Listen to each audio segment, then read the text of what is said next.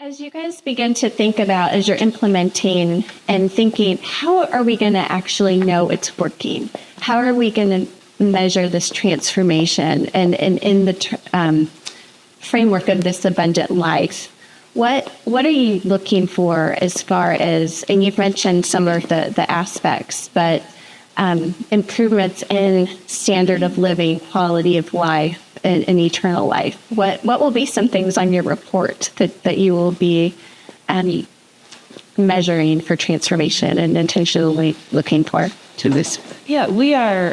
One of the things that we're counting is how many unique invitations my people are sending into the community. So we say, okay, invite people to worship. Can be intimidating. Some people there's a lot of folks that are just done with church. Come to a cookie decorating class. A lot of the work that we're doing is undoing church harm that people have experienced. And provide, I call them on-ramps, providing easy on-ramps. You guys have all been on the interstate where there's like construction and it's terrifying to try to get on the interstate.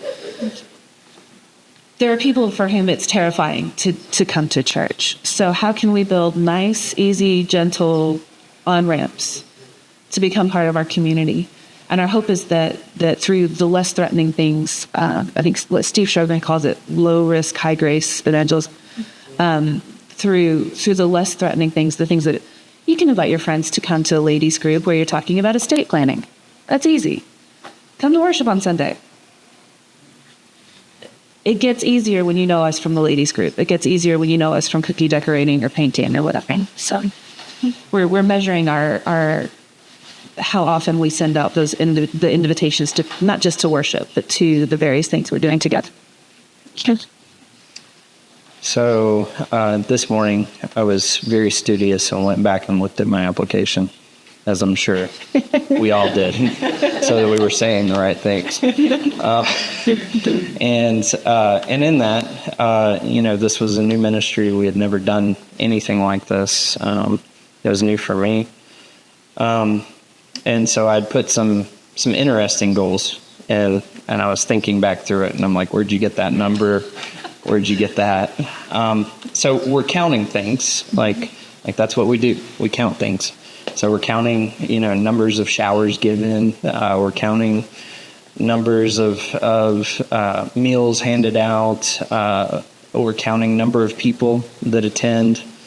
And I think what's been the unique identifier for me is how many people know my name.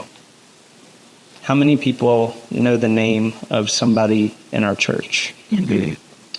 How many of those people that have just come seeking a place to...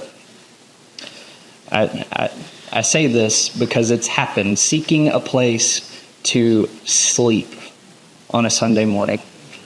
And so using our chairs as a pew to sleep on. How many of those people do I know their name? We're seeing results, and it's exciting to see results. But I think that's been the most encouraging. Outside of the people that got saved, because that's awesome. Like we're happy about that. Like eternal life. Woo! But I think it's just the personal connection of it. How's my church getting involved in this? How are they overcoming some of their own stereotypes and stigmas and fears?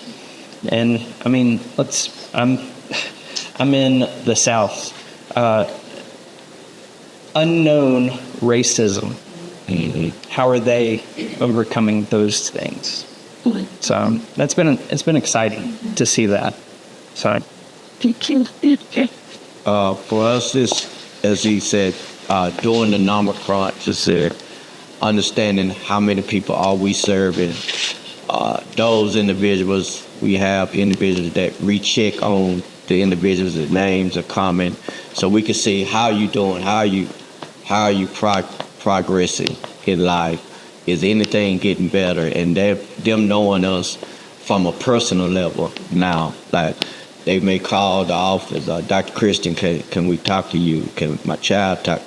Some of the laity that has reached out to them on a personal level. We have what we call small groups where 3 or 4 of these individuals may take 8 or 10 of those individuals so that it's not on one individual or two. And so they have that personal connection with them. And we've seen a change in the formerly incarcerated or those that were homeless, was in poverty. Lives has been changed, and now they are volunteering to help the ones from the situation because they are better to reach out to those and understand what they are going through. So we've seen a transformation. Prime example, one individual who was homeless, incarcerated, is a member of the church now, and after going through the process, he has started his own construction company and has rehired individuals. And so we've seen that just be, the church needs something. Him and his crew comes in and does everything that needs to be done from a construction level. And we've just seen the witness of microism of people changing their lives and then reaching back to those so that no one is left behind. Yeah.